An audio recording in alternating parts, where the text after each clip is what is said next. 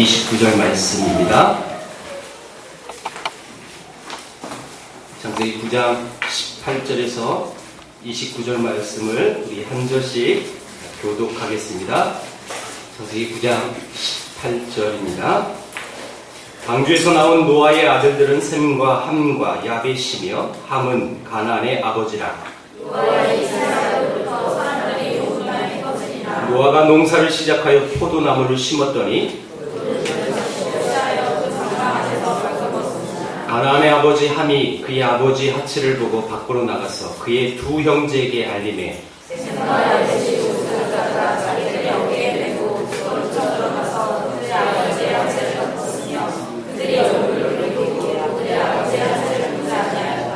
노아가 술이 깨어 그의 작은 아들이 자기에게 행한 일을 알고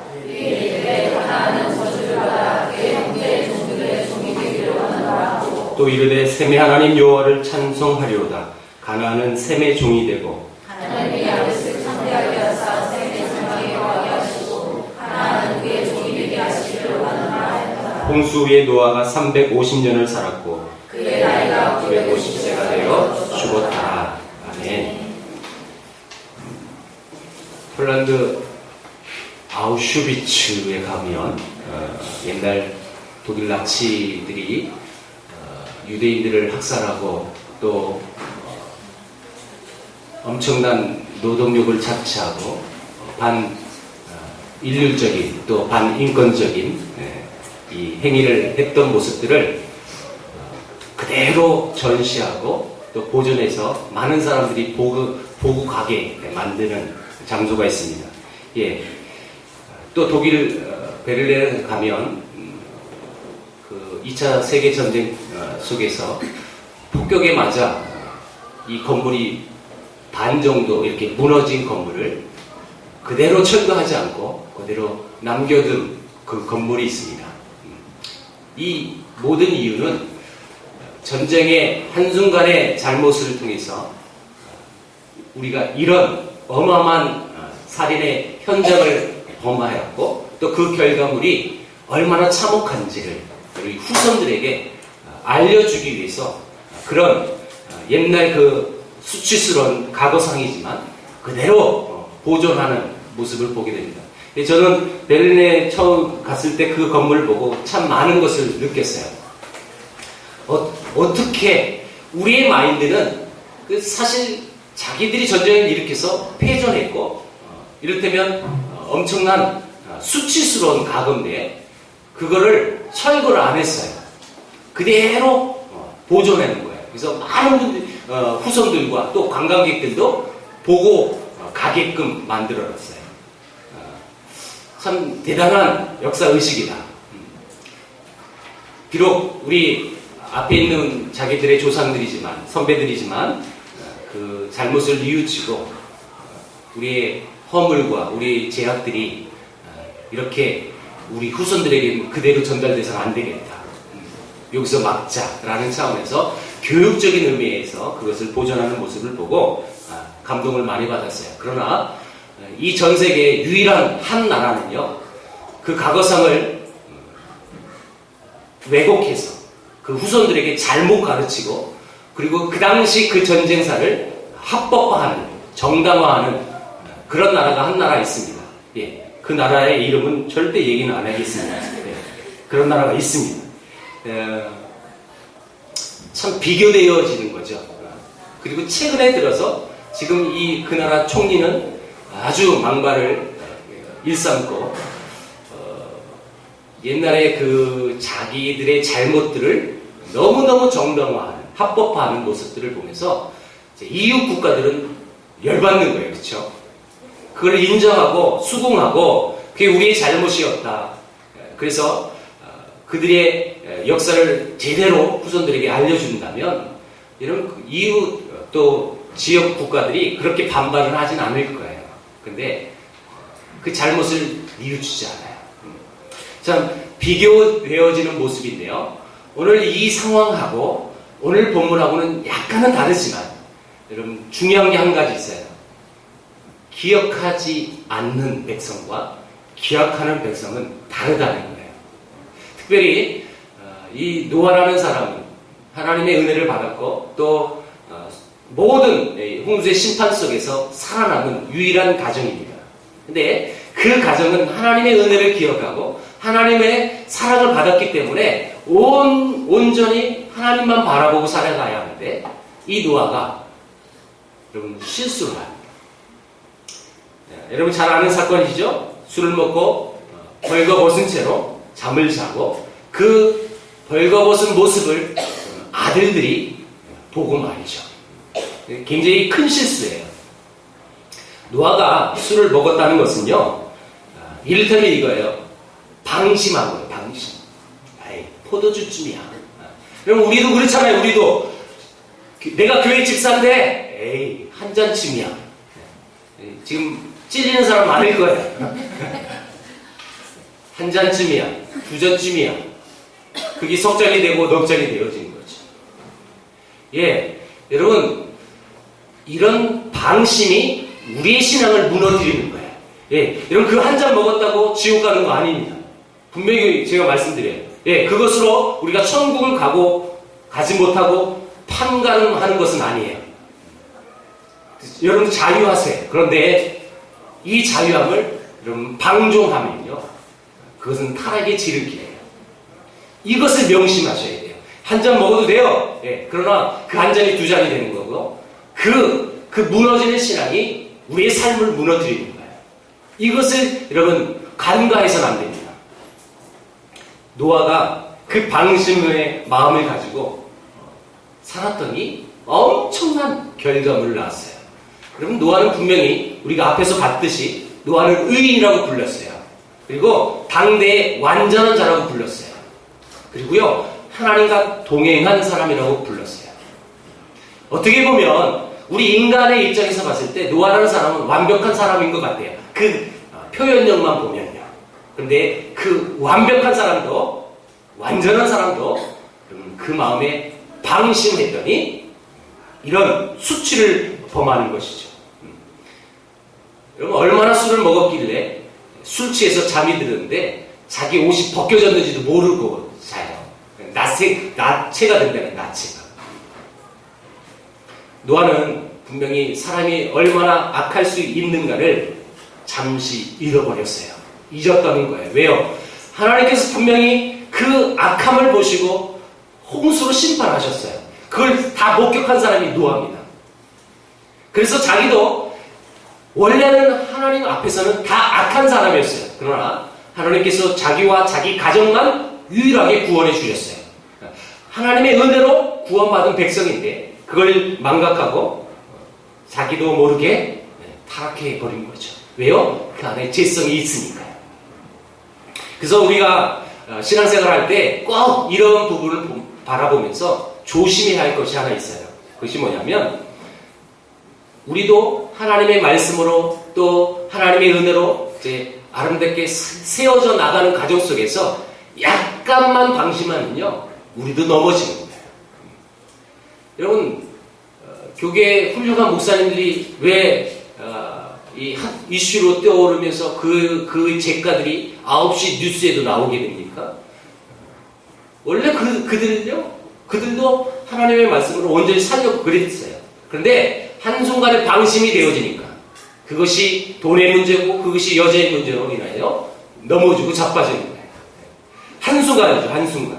그래서 우리도 약간의 우리 마음속에 교만해지면 넘어질 수밖에 없는 거예요. 예를 들어볼까요? 여러분들이 운전하신 분은 좀 아실 거예요. 운전을 처음 할 때는요, 얼마나 무섭고 두렵고 떨리는지 얼마나 조심히 하십니까? 그쵸? 근데 이 운전의 경력이 1년, 2년 쌓아가면요, 이제 자신감이 있어요. 그 자신감이 가졌을 때 사고율이 가장 높습니다. 네. 그래서 제가 우리 아내가 운전할 때 늘 그렇게 얘기해줘요. 조심하라고, 이때 조심하라고. 요즘 얼마나 잘 달리는지 몰라요. 왜요? 우리의 마음을 살짝 내려올 때 사고는 터지는 거예요. 안전사고도 마찬가지죠. 회사에서 어떤 공장에서 일할 때 위험해요. 위험하다는 걸 인식할 때는요, 안 다쳐요. 사고가 안 나요. 그런데 위험한 거 알고 계속 그것이 반복되어지면 우리도 모르게 그 위험성을 내려놔요. 그때 사고가 터집니다. 이 노아의 이 실수는 바로 이것으로부터 시작이 돼요. 그러니까 여러분 한 잔 먹었던 거 그거 끊으세요. 문제는 노아의 이런 방심이 어떤 결과물을 초래했는지 그걸 우리가 봐야겠죠. 여러분 아들이 저주를 받아요. 그 후손들이 저주를 받는 엄청난 사건이 벌어집니다. 자, 여러분 노아가 포도주를 먹고 알몸으로 쓰러져 자는 이 추한 모습을 먼저 함이라는 아들이 봤어요. 자, 22절을 우리 같이 한번 읽어보겠습니다. 22절, 자 시작. 가나안의 아버지 함이 그의 아버지의 하체를 보고 밖으로 나가서 그의 두 형제에게 알리매. 예, 함이 아버지 하체를 봤어요. 자, 여러분 하체라는 말은 옷을 아무것도 안 입고 있는 거예요. 그러니까 아버지 성기를 다 본 거예요. 근데 이 봤다라는 이 단어가요. 그러니까 지나가다가 이렇게 무의식적으로 봤다라는 의미를 갖고 있는 단어가 아니라 이 말은 주목했다라는 뜻이에요. 그러니까 자기 아버지가 실수한 모습을 보고 주목하여 흥미있게 아버지의 하체를 본 거예요. 이건 의도적인 거예요. 의도적인 거예요. 함의 지금 여러분 잘못이 바로 이 부분이에요. 아버지의 실수를 바라보면서 의도적으로 그걸 보고요. 그걸 자기 스스로 자기 혼자만의 문제로 해결할 수 있었어요. 왜요? 자기 형제들에게 알렸더니 셈과 야벳은 여러분 아버지 하체를 덮었단 말이에요. 분명 함도 그럴 수 있었어요. 근데 그는 의도적으로 형에게 그 두 형제들에게 알린 것입니다. 이 말은 함에 지금 무엇을 지금 잘못하고 있다는 거죠. 아버지의 실수를 보고 잘 걸렸다. 그럴 줄 알았어. 우리 아버지가 큰 소리 칠 때 알아봤어. 하면서 아버지의 실수를 여러분 근거 삼아서 이를테면 아버지를 조롱하고 또 아버지를 비웃음거리로 만들어버린 이것이 함의 잘못이었습니다. 다시 말하면 이 함이라는 아들은 아버지의 안에 있는 하나님의 은혜를 바라보지 못하고 아버지의 실수만 바라보는 거죠. 자, 여러분 이런 모습이 우리 신앙생활에도 많아요. 그렇죠? 똑같은 상황인데도 불구하고 똑같이 생각하지 않아요. 어떤 하나의 실수의 모습을 바라보고 어떤 사람은 그것을 그래도 그나마 긍정적으로 보고 그 허물을 덮어주려고 하는 사람도 있는가 반면에 잘 걸렸다. 그걸 문제 삼아서 골마 터지게 해서 여러분 엄청나게 큰 문제거리를 만드는 사람도 있습니다. 여러분 다시 말하면 노아의 이 방심이 이 함의 타락을 어떻게 보면 부채질하는 하나의 시작점이 될 수 있었던 것입니다. 우리가 잘 알듯이 셈과 야벳은 전혀 그렇지 않았습니다. 오히려 아버지의 실수를 보고 그 아버지의 하체를 덮었다는 것은 내 아버지가 실수했지만 그래도 내 아버지입니다 라는 것을 인정하는 거예요. 이것이 함과 셈과 야벳의 차이점이었어요. 실수했지만 그는 여전히 내 아버지시네요. 그래서 그 아버지의 실수를 덮어주는 거죠. 노아의 실수가 그들의 신앙에 영향을 미치지 않고 계속 그 아버지의 실수였지만 그 안에 여전히 하나님의 은혜가 있다는 것을 발견했던 셈과 야벳은 하나님의 은혜를 바라보는 사람이었다는 것입니다. 예, 우리가 사람은 실수를 할 수 있어요. 이런 실수 안 하고 살아가는 사람이 있어요? 없죠. 다 실수예요. 그런데 문제는 뭐냐면 우리가 신앙인으로서 실수를 하는데 그 실수를 바라보고 많은 사람들은 그 실수가 내 가슴에 비수가 되어져서 그것이 꼬투리가 되어가지고 교회를 떠나고 나는 이 기독교 난 못 믿겠다 하고 떠나가는 사람들이 있다는 것이 문제예요. 여러분 우리 주위에 그런 사람 너무 많아요. 예수 믿으세요. 복음 전하면 나 옛날에 교회 다녔어요. 근데 왜 안 다니세요? 옛날에 누구 장로 때문에 누구 집사 때문에 교회를 떠났다는 이런 고백 많이 듣잖아요. 문제가 이거예요. 우리가 실수는 할 수 있어요. 그러나 그 실수의 결과물들이 너무너무 엄청난 거예요. 그래서 이런 실수를 우리가 신앙생활을 하면서 있어서 하지 않으려고 노력하는 모습이 우리 안에 먼저 있어야 합니다. 이게 이제 전제가 되어져야 돼요. 자, 절대 나의 실수가 한 영혼은 또 그 한 가정을 망가뜨릴 수 있다는 인식을 우리가 가져야 하는 것입니다. 그래서 여러분 실수하면 안 됩니다. 자, 이것이 전제가 되고 중요한 것은 이 본문을 통해서 우리가 또 다른 교훈을 얻어야 될 것이 하나 있어요. 뭐냐? 실수를 할지라도 그 실수의 모습을 봤을지라도 그 다음 행동이 중요한 거예요. 그 실수가 다가 아닐 것이다. 그 실수로 인해서 내가 하나님을 떠나는 핑계거리를 잡아서 난 교회 안 다닐 거야 라고 이렇게 반응하신 분들은 분명히 어린 신앙이죠. 물론 신앙이 없던 사람일 거고요. 신앙인이라면 그리고 성숙한 그리스도인이라면 우리 신앙 공동체 안에서 실수와 또한 잘못된 모습을 바라볼 때 그것을 덮어줄 수 있고 그것을 용납할 수 있고 그것이 교회를 떠나고 그것이 나의 신앙의 걸림돌이 되지 않게끔 그렇게 뛰어넘을 수 있는 거예요. 이런 분들은 성숙한 크리스찬이에요. 근데 문제는 뭐냐면 그렇게 하지 못하는 사람들이 문제라는 거예요. 그래서 여러분 교회가 점점 성도들이 많으면 많아질수록 문제거리는 비율적으로 더 많아지는 거예요. 그건 어쩔 수가 없어요. 제가 교회 개척하고 나서 누누이 우리 성도들에게 얘기한 거예요. 바로 이 부분이었어요. 예, 몇 명이 없을 때는요, 다 은혜예요. 왜? 그 사람 상처 주면 떠나면 어떻게 해요? 몇 사람 없는데. 근데 많아지면 문제가 되는 거예요. 저 사람 가도 상관없어요. 이런 인식을 갖게 되어지면 이제 교회는 문제가 생겨져요. 여러분, 혹 우리가 신앙생활 하면서 또 이 교회 공동체 안에 머물 때 우리 지체들이 실수할 수 있어요. 근데 그 실수가 내 신앙의 걸림돌이 돼서는 안 되는 거예요. 그것이 교회를 떠나는 이유가 돼서는 안 되는 거예요. 또한 이 부분 속에서 우리가 또 교훈을 얻어야 될 것은 우리 부모님들의 실수를 우리가 보고 잘할 수 있어요.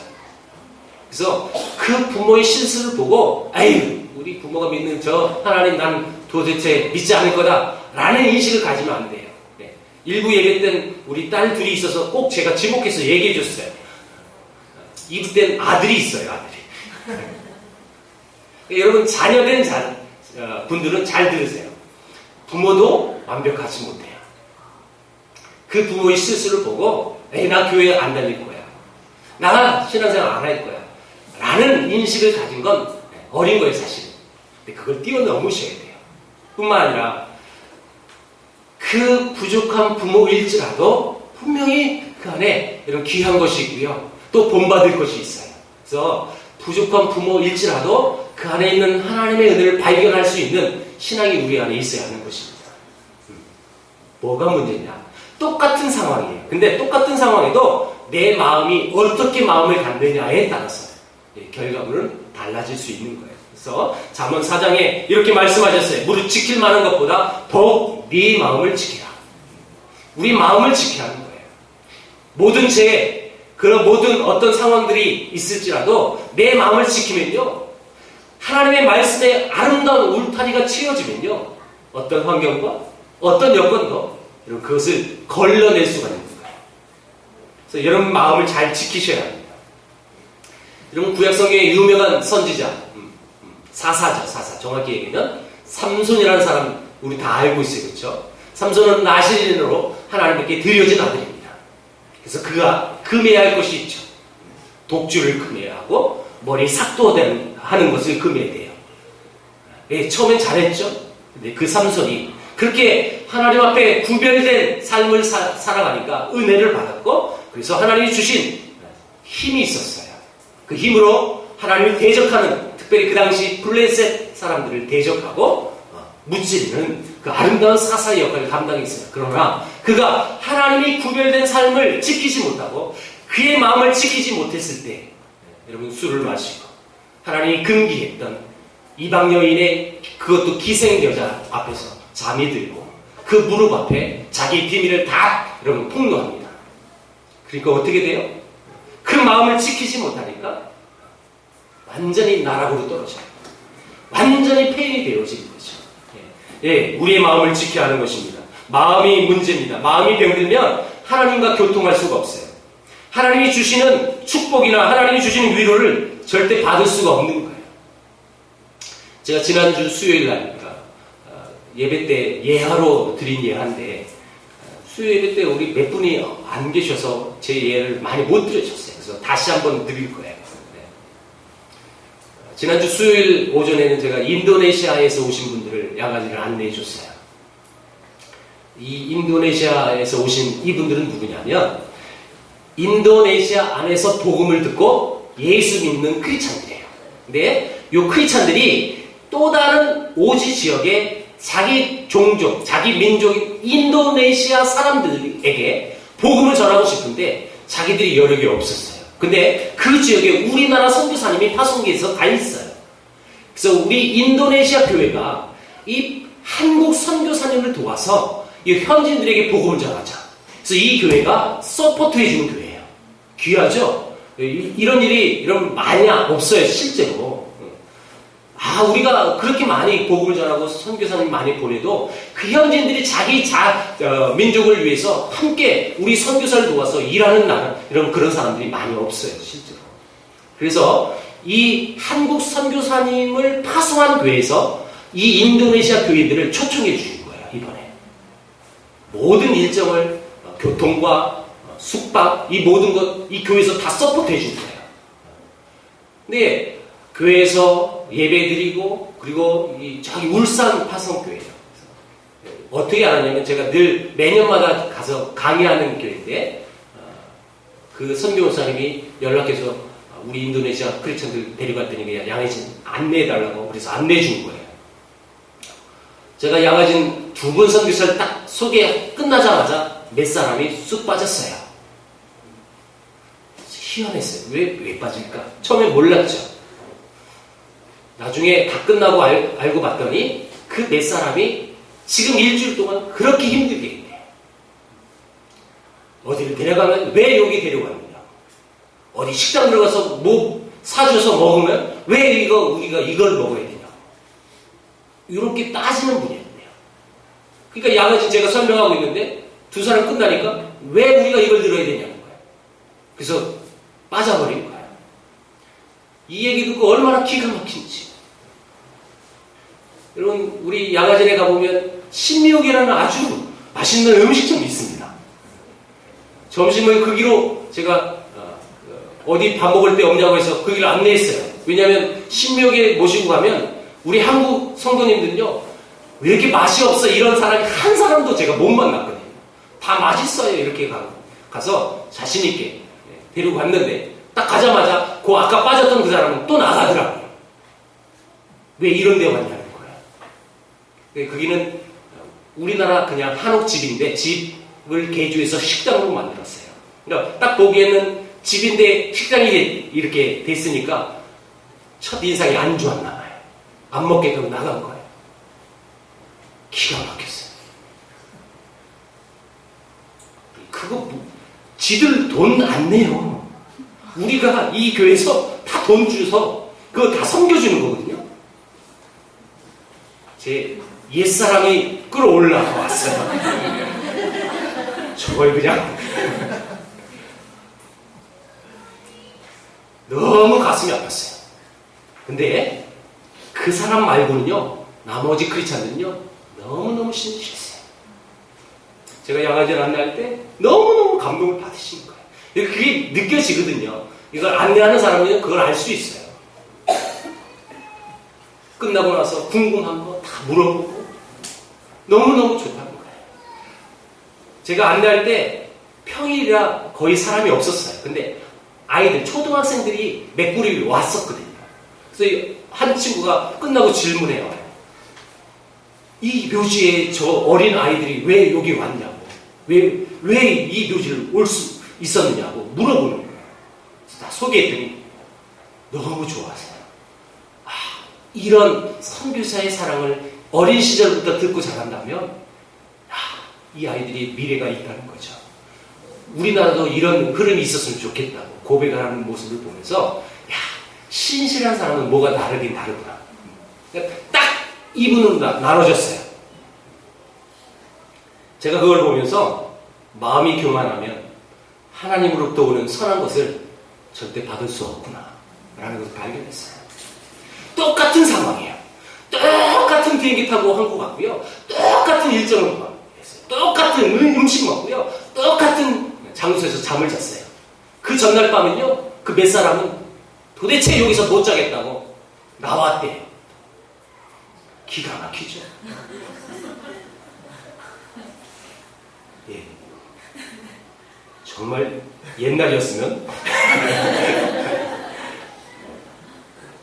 여러분 마음에 어떤 마음을 갖고 있느냐에 따라서 이렇게 달라지더라고요. 예, 여러분 똑같습니다. 똑같은 상황과 똑같은 여건 속에서 함과 여러분 샘 야벳은 달랐어요. 마음에 어떤 마음을 갖느냐. 자, 여러분 하나님의 은혜가 임한 사람들의 특징이 뭐냐 봤더니 그것은 마음이 치료되는 거예요. 하나님의 은혜가 그 안에 가득하면 하나님이 주신 평안이 있기 때문에 어떤 상황이어도 어떤 여건도 이런 그것이 수긍이 되어지고 받아들일 수가 있는 거예요. 그런데 똑같은 상황임에도 불구하고 그 안에 하나님의 은혜가 없으니까 불평과 불만이 나오는 거죠. 여러분 이것이 지금 노아의 실수를 통하여 나타난 아들들의 상태예요. 자, 오늘 제가 제목을 이렇게 지었어요. 노아의 실수, 저주, 축복. 두 번째, 이 저주의 모습을 한번 보겠습니다.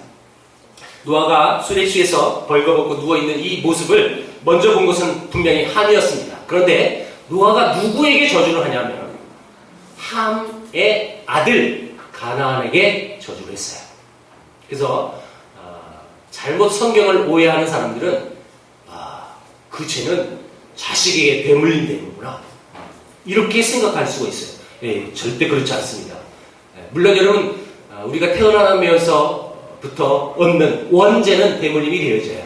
그러나 그 아비의 죄가가 아들에게 여러분 흘러가진 않아요. 그래서 성경도 이렇게 말씀을 합니다. 아비가 포도를 먹어서 아들의 이빨이 시리다라는 속담을 쓰지 말라라고 성경 말하고 있어요. 절대 그런 뜻이 아니에요. 두 번째, 이 저주의 모습을 보고 우리가 곡해하고 오해할 수 있는 한 부분이 뭐냐면 함은 흑인의 조상이다. 그래서 그 흑인들은 그래서 지금 노아의 저주처럼 종이 되어야 된다, 노예가 되어야 된다라고 해서 옛날 흑인들은 실제로 노예가 됐었어요. 그걸 정당화하는 그 말씀을 이걸 가지고 하는 사람도 있어요. 이거는 성경을 잘 모르는 거예요. 잘못입니다. 네. 함의 후손들이 흑인도 있긴 있었어요. 그런데 분명한 것은 함의 후손들의 여러분 백인도 있고요, 황인족도 있었어요.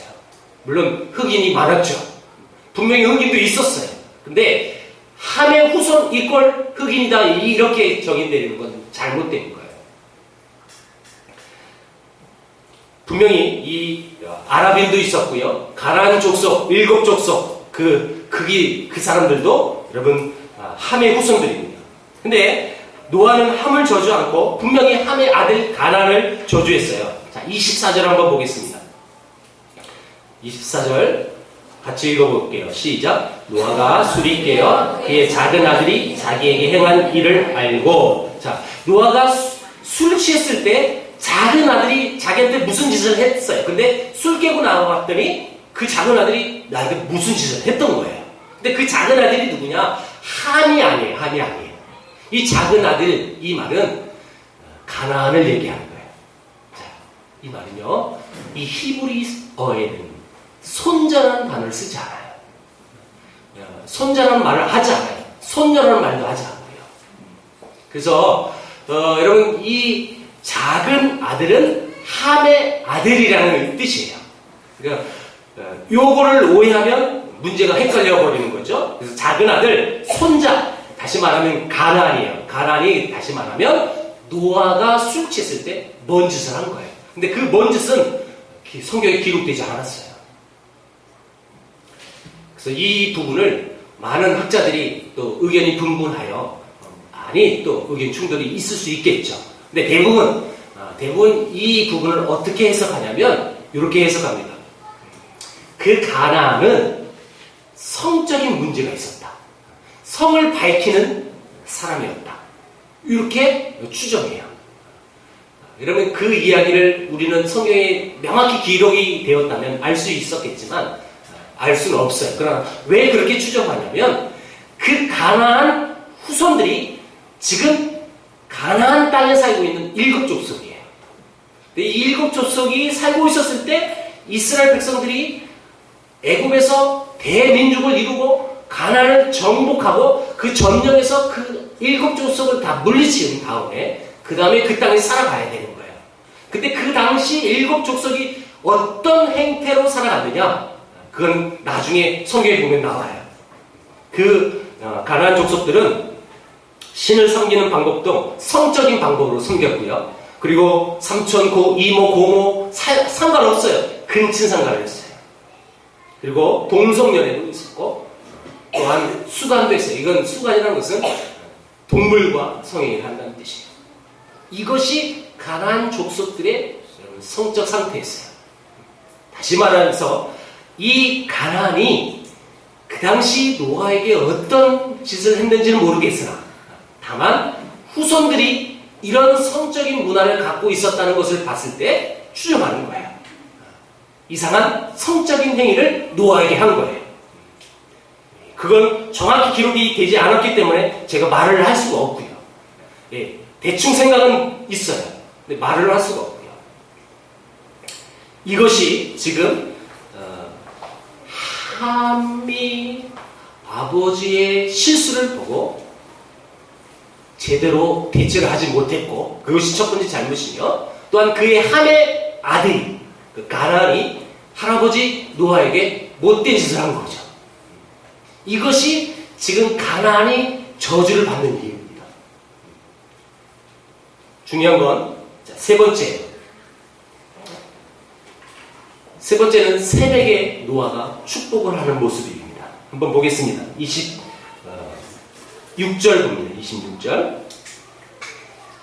같이 읽을게요. 시작. 또 이르되 셈의 하나님 여호와를 찬송하리로다. 가나안은 셈의 종이 되고. 자, 셈의 축복을 받는데 여러분 앞부분을 주목해야지 뒷 부분을 주목하면 안 돼요.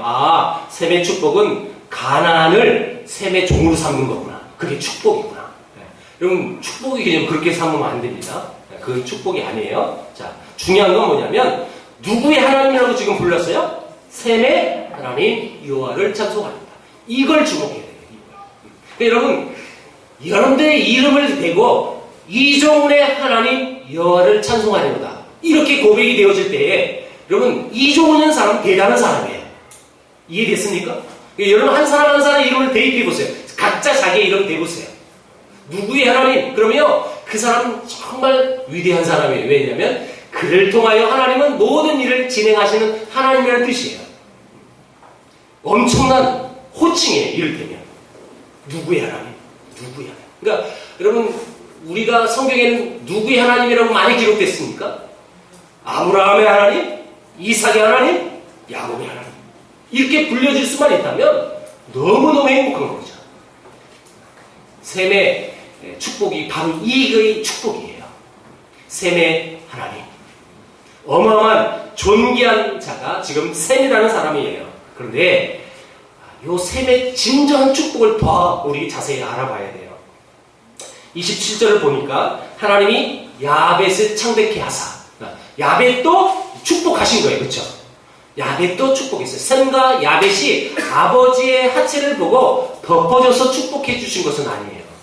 엄밀히 따지면 자, 이 야벳의 축복의 내용을 보면 야벳을 창백케 하사라는 말은 야벳의 지경을 넓히시사 이런 뜻이에요.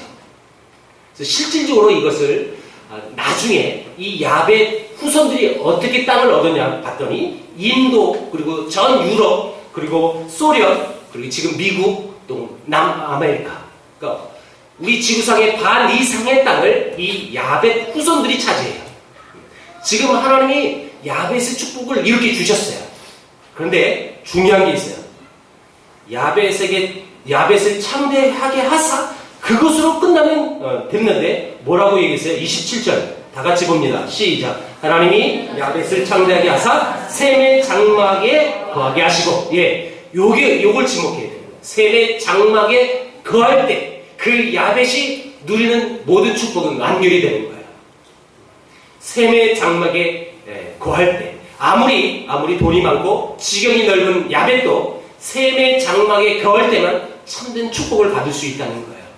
뿐만 아니라 이 가나안, 이 함의 후손들, 그들이 가나안 그런 쾌락적인 성적인 삶을, 그리고 그것이 행복이라고 느끼고 그것을 즐겁게 여겼던, 그래서 그것이 최고의 행복이라고 여겼던 그게 행복이 아니라 진짜 행복은 셈의 장막 안에 거해야 되는 거예요. 그럼 이 뜻이 무슨 뜻일까요? 분명히 뜻이 있겠죠. 셈의 장막이라는 것은 셈을 통해서 예수 그리스도를 이 땅에 보내주시는 역사예요. 그래서 이 예수 그리스도를 믿고 하나님의 자녀가 되는 것이 진정한 이 땅의 축복이다. 이 의미가 이 안에 포함되어 있는 거예요. 셈이 하나님을 자기 하나님이라고 부를 자격이 있어서 셈의 하나님이라고 부르는 건 아니에요. 엄밀히 따지면 그 셈에게 하나님이 기꺼이 내가 너의 하나님이 되어주겠다. 여러분, 이것을 발견해야 합니다. 셈이 유독 특별히 어떤 특별한 행위를 해서 이런 복을 받은 게 아니라 사실상 그 셈에게 하나님이 내가 너의 하나님이 되어주겠다는 거예요. 우리 이걸 더 나가야 돼요. 자, 이걸 발견하는 것, 이게 은혜입니다. 나의 하나님 되어주신 것, 내가 여러분 그 은혜를 받을 만한 자격이 있어서가 아니라 하나님이 나의 하나님이 되어주셨어요. 이걸 발견하고 그것을 신앙을 고백을 하고요. 그것 때문에 하나님 앞에 내 모든 것 다 드리겠습니다. 그 하나님을 높이겠습니다. 나는 아무것도 아니었습니다. 그런데 그것은 하나님의 은혜였습니다.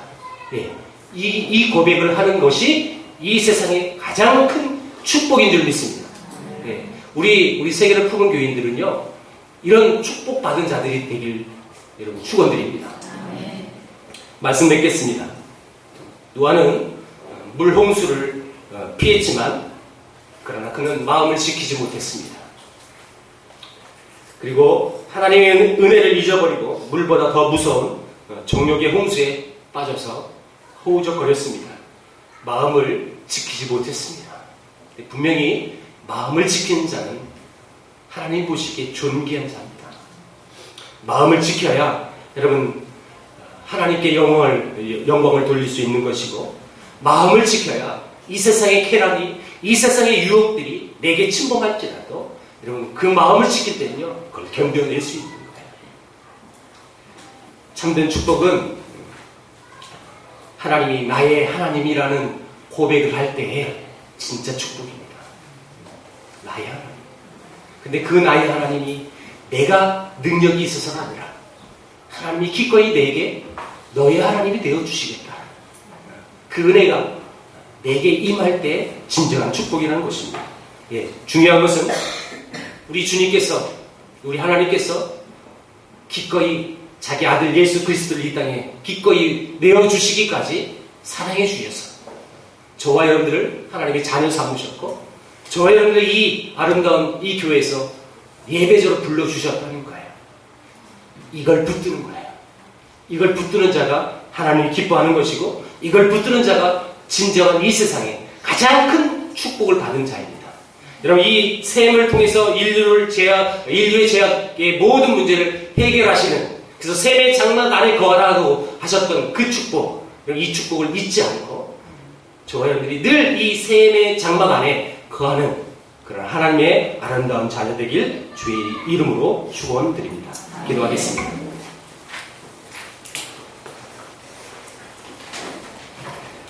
하나님 아버지, 우리에게 셈의 장막에